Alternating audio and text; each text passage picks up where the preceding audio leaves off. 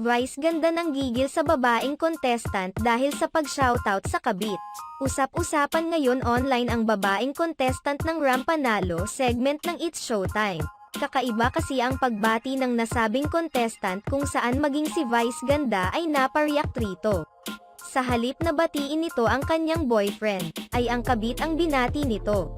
Pahayag ng contestant, "Shoutout po sa asawa ko. Sa kabit po pala."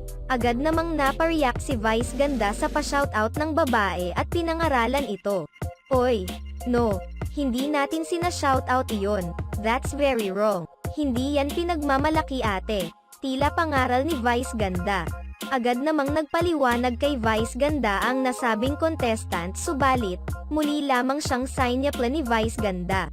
Ipinunto ni Vice ganda na hindi maganda ang salitang binitawan ng babae lalo pat sa kanilang show na marami pang kinakaharap na reklamo.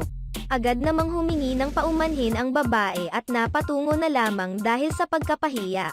Marami naman sa mga netizens ang sang-ayon kay Vice ganda dahil talagang hindi naman umanong maganda na talagang ipagsigawan pa on national television ang pagkakaroon ng kabit at ang pangangaliwa.